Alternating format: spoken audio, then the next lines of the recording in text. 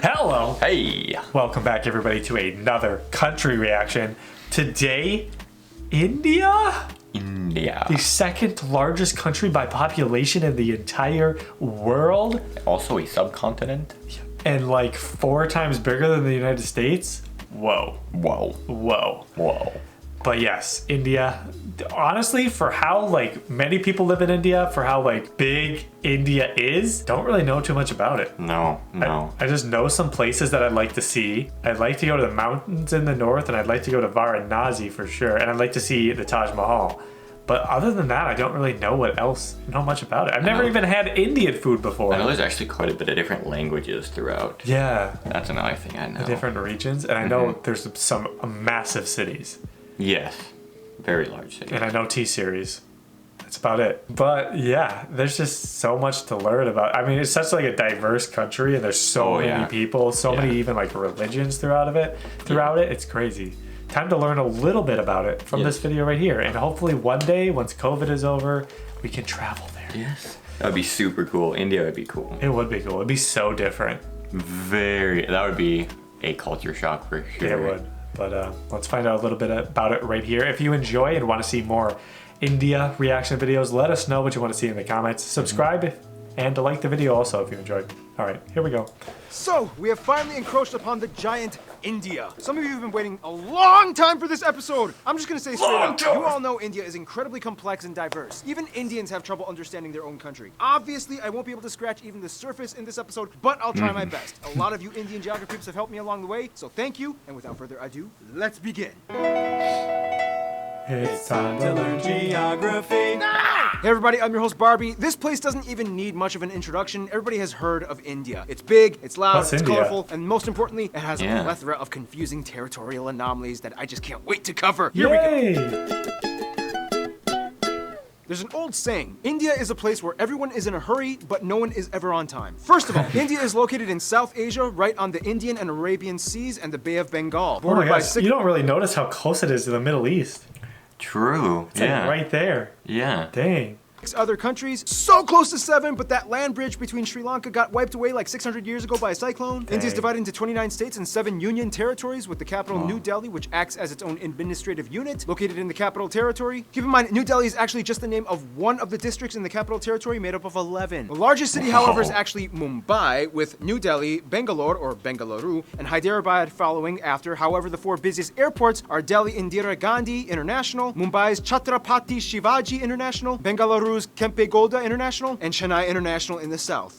You know why I'm smiling. This is my favorite part of any episode we ever make. Territorial anomaly time. India is loaded with strange borders and deliciously complex demarcation lines. First of all, what exactly is a union territory? In the simplest way I can put this, union territories are places that are too distinct to be incorporated into a state, but too small to have their own local governments. The first one, of course, is the Delhi National Capital Territory, where the capital lies. Chandigarh is a post-independent city constructed to replace Lahore as the capital of the Punjab area after it was split up between India and Pakistan. Then you have the island territories, the smallest one, Lakshadweep, and the Andaman and Nicobar Islands. The Andaman Islands being home to one of the last uncontacted people groups on the planet, the Sentinelese tribe, whom have been hostile to visitors and are therefore left alone, as well as the Nicobar Islands, which actually used to be a short-lived colony of Denmark. Finally, the 3 remaining territories are former European colony towns and the Danish Dadra and Nagar Haveli, Daman and Diu, which are separated by about 200 kilometers across the Gulf of Kambat, and the most confusing union territory, the French-speaking Puducherry, which is actually split up between 4 district cities across India: Karikal, Mahe, Yanaon, and Pondicherry. Pondicherry is strange because it has 11 enclaves within the Tamil Nadu state. And in this area, you can also find that experimental hippie-ish commune with a little bit of controversy. Look it up. And don't forget, here, the eastern states, also known as the Seven Sisters, are connected by this incredibly narrow 27-kilometer wide pathway known as the Siliguri Corridor. This pathway is like a crucial artery that completes the India puzzle. Or so you would think. Now let's discuss the juicy stuff. Now, in the China episode, I already talked about the disputed areas with India, such as Aksai Chin and Arunachal Pradesh, the latter pretty much just belonging to India as it's almost completely inhabited and operated by Indians. So let's move to the other disputes. Now, as of 2015, the Bangladesh episode is already outdated, as India and Bangladesh have finally come to an agreement over the frighteningly complex former enclave-exclave dispute. In the end, India only lost about 40 square kilometers of land to Bangladesh, and now only a few enclaves and exclaves exist. Now let's head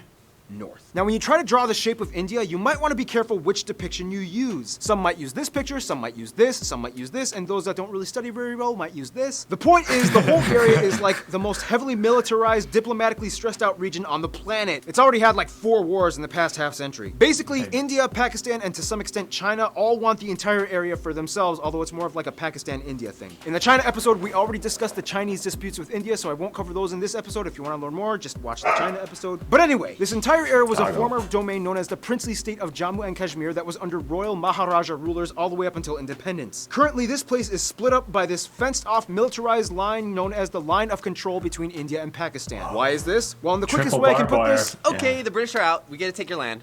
No, we want to be an independent princely state. We're supposed to take your land, and the majority of your people are Muslim, just like us, even though your ruler is Hindu as well. Hey, India? Yeah. If you help me, I'll let you secede my territory to your land with autonomy. Deal. Ha! Your problem now! I love how Mike played India. He totally represents India. Oh, and keep in mind, Pakistan's capital, Islamabad, is less than 80 kilometers away from all that drama. The line of control meanders through the mountains until it stops at a point called NJ9842. This is where things get really crazy, because from there you hit the Siachen Glacier, the second longest non-polar glacier in the world, and this is pretty much the dead man zone. After point NJ9842, you hit the actual ground position line, a series of military outposts that extend all the way to the Chinese border. That means everything in this area is ground zero for the Indo-Pak tension. And you know, the crazy thing is there's actually literally small towns of normal, regular civilians living in these areas high up in the mountains, many of which just go about daily life, going to work and raising their families. Otherwise, they have a river dispute with Nepal and various river islands disputed with Bangladesh. Outside of all the dispute stuff though, India not only has the world's second largest road network and 3 of the world's top 10 megacities and their own space program, but they also have a copious abundance of landmarks and notable sites, way too many to list, but some of the ones that you guys, the Indian geography peeps, have told me to mention include places like the abandoned Danush Kodi Ghost City, Golconda Fort, the 4 pillars of Charminar, the Ajanta Buddhist Art Caves, the Ellora Monolithic Ruins, Mandu Fortress, the Golden Temple, which feeds over 100,000 people a day, the Gol Gumbaz Mausoleum, the Kalavantin Durg Post, the ruins of Hampi, the hill forts of Rajasthan, Shatrunjaya Hill, which is basically like a mecca for Jains, the Temple of the Bodhi Tree, Jal Mahal, Bangat Fort, the most haunted place in India, Mahabat Maqbara, and keep in mind, just like in China, you can find a Great Wall of India in Rajsamand. There's also the Paritala Anjanaya Temple with the largest statue in India depicting Hanuman and Whoa. Is he like that face of like an otter? The Paritala Anjanaya Temple with the... He looks like an otter. Yeah. Yeah. Must be. The largest statue in India depicting Hanuman, and at over 150 acres, the Sri Ranganatha Temple, the largest Hindu temple in the world. Oh yeah, and there's also that building with the stuff in the thing, whatever. Anyway, we can go on for centuries talking about India's rich, constructed domicile, but what it lies on top of is even more fascinating. Now, don't make this mistake. I'm going to India. All I need are my sandals and sunscreen. Oh, crap.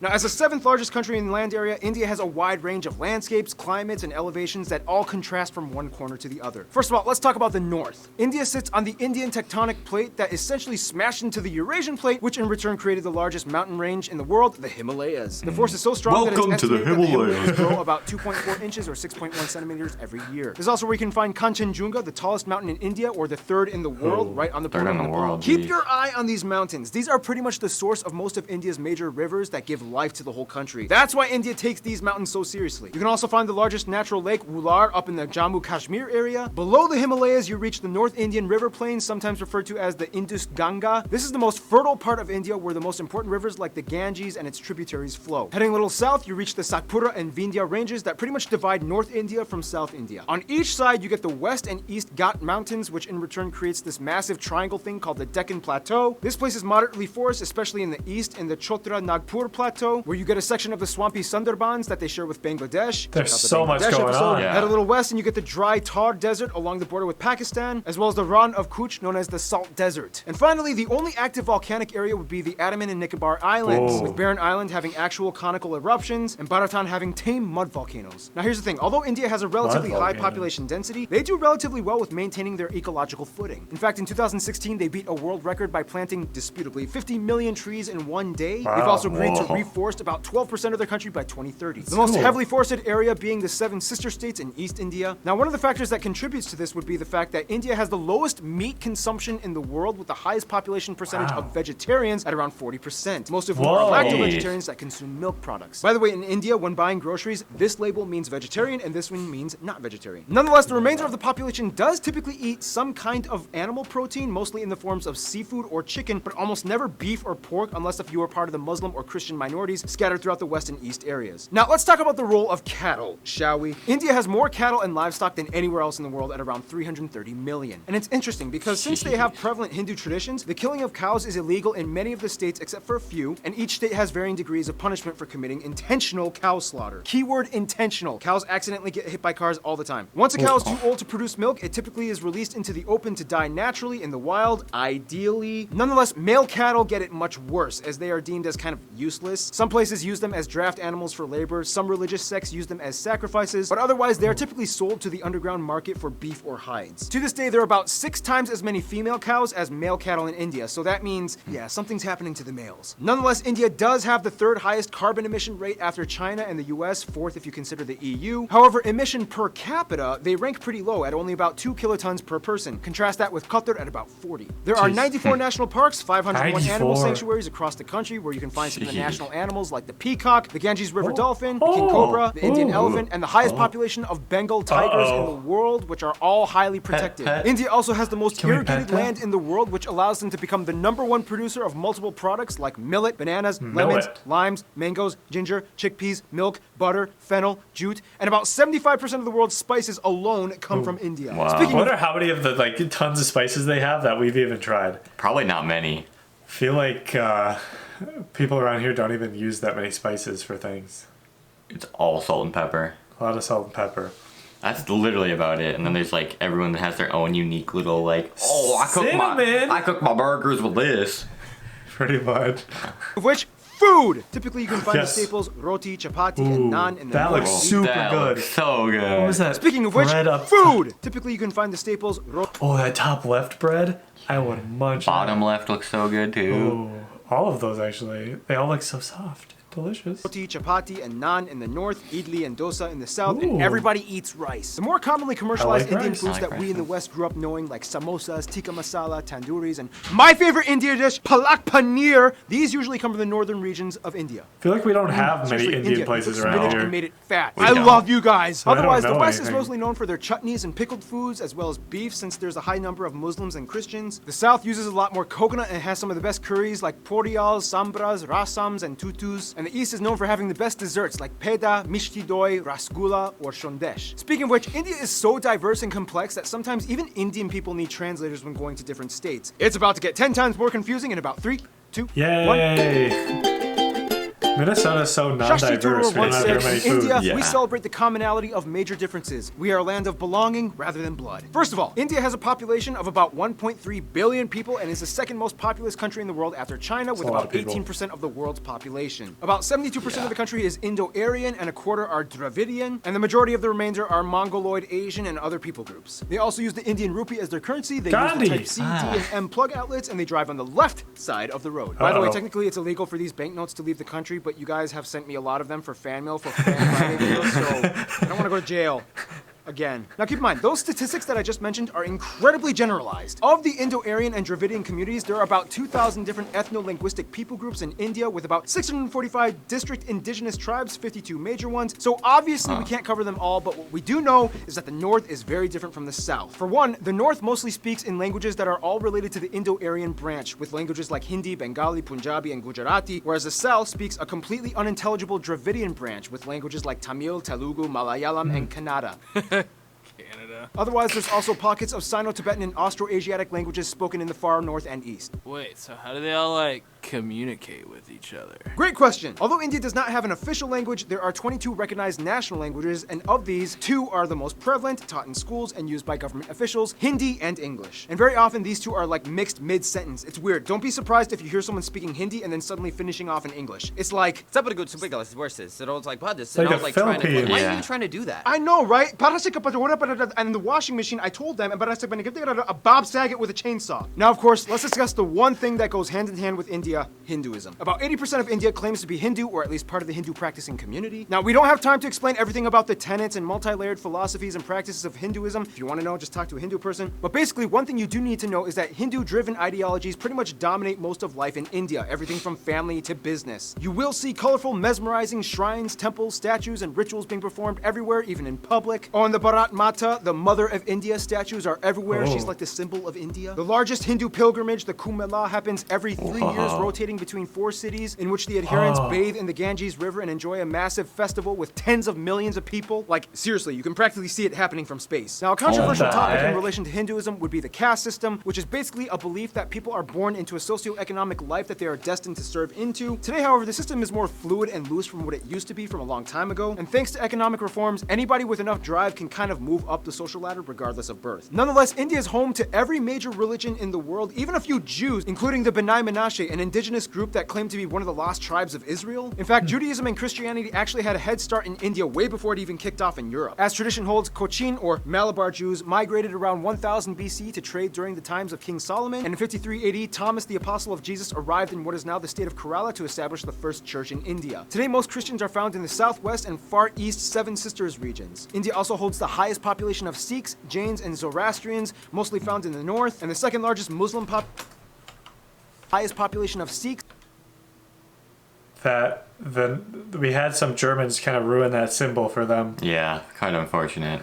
Yeah. Sorry about the Germans, guys. I mean, Jains and it has a good Zoroastrians, meaning. mostly found in the north, and the second largest Muslim population in the world after Indonesia. Most Muslims are populated around the northwest areas by Pakistan or in the east by Bangladesh. Oh, and don't forget the Buddhists. In fact, Buddhism actually started in India. Today, the Dalai Lama even takes refuge in Tezpur in the state of Assam. Oh, that was a lot of information. Okay, so by now you can probably get a grasp of how incredibly mixed and diversified India's population is, but what exactly holds the country together? Well, for one, you kind of have to understand Indian history, which will take way too long to explain, but in the quickest way I can put it, Indus Valley, Maurya and Gupta empires, southern empires, Golden Age, Middle Kingdoms, a ton of new religions come flocking in, the north fell to the Delhi Sultanate, the south became the Vijayanagara Empire, the Mughal Empire starts, British East India Company, direct British rule, nationalist movements, independence, republic, economic liberalization in 1991, and here we are today. Learned about a little about that in school. Essentially, India used to be made up of around 500 smaller royal princely states, and when the British came in, they kind of exploited them to manage such a huge population. Although India is a democratic federal republic and the largest democracy in the world, the old royal families still exist today, and although they have no political power, they hold high positions of influence in their communities across India. So today, technically, you could meet someone that would be considered an Indian prince or princess. Nonetheless, the biggest thing that really united Indians in the past 2 centuries would probably be their hatred of British rule. It was kind of like, well, this is not cool. Yep. What do you say you and I work together and end this thing?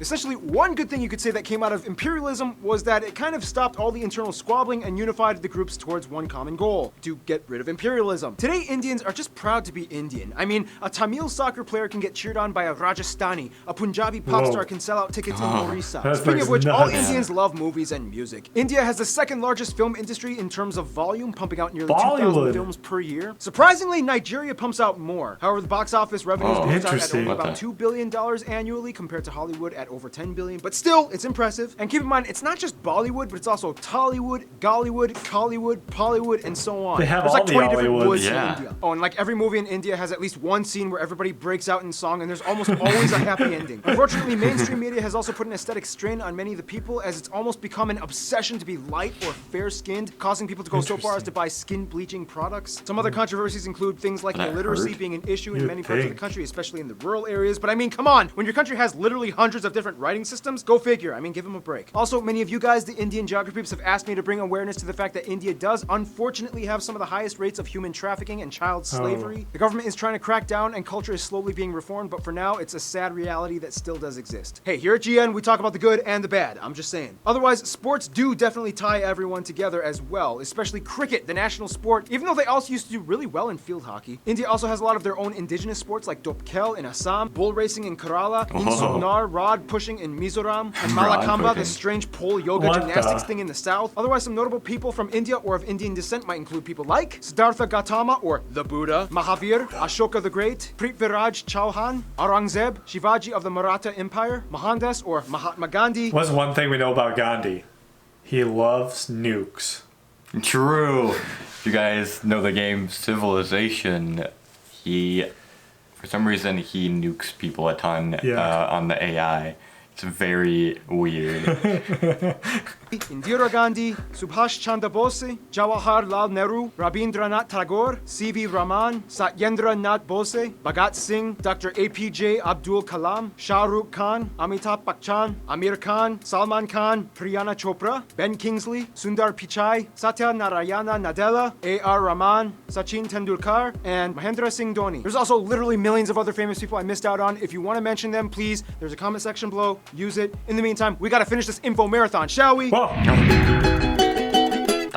The friend Now, zone. no surprise, India is huge and therefore has a huge international outreach when it comes to diplomacy to almost everyone, except their immediate neighbors. First of all, countries with large population percentages of Hindus and Indians like Fiji, Guyana, Suriname, Trinidad and Tobago, Mauritius, and Malaysia typically stay close to India's roster of go-to friends. They enjoy cordial relations with trade. Now, the UK may have left on a sour note, but they still have a lot of ties to their former colonizer in terms of business and tourism. India is still part of the Commonwealth, not Commonwealth realm, there's a difference, and the UK has over 1.5 million citizens of Indian descent. As mentioned in the China episode, China is kind of like India's "I'm only here to do business with you and nothing else" friend, as drama still hasn't subsided in regards to the territory conflicts. Now, when it comes to the US, things started kind of sour back in the 70s during the Indo-Pak War of 1971, when the US sided with Pakistan, their arch nemesis. Today, relations have cooled off. Mostly, the US supports India's move towards democracy and is a key ally in the military conflicts in the Middle East. When it comes to their best friends, however, most of the Indians I talked to have said Russia and Bhutan. Russia because during the Indo-Pak Wars, Russia came in and supported them, and ever since then, each country has held a high position of respect for the other, especially as global superpowers. Bhutan and India signed a treaty of friendship almost immediately after independence. The two countries have shared interests and a currency-pegged system as well. Bhutan even supported the annexation of their cousins in the Sikkim state into India, as it gave a nice buffer of land from China's stake to their claim. In conclusion, you will not find anywhere else on Earth like India. Thousands and millions of people inhabiting a colorful, majestic, green, slightly gritty at times slab of Earth, blessed and cursed in so many ways, yet wonderfully harmonized, mostly in a unity unlike anywhere else. In the end, that's India. Stay tuned, Indonesia is coming up next. Interesting. Well, a lot of information just got thrown at us. It was like, take it!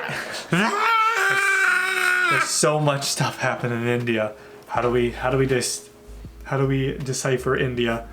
We just have to watch more videos. Yeah, more and more videos. Just keep it.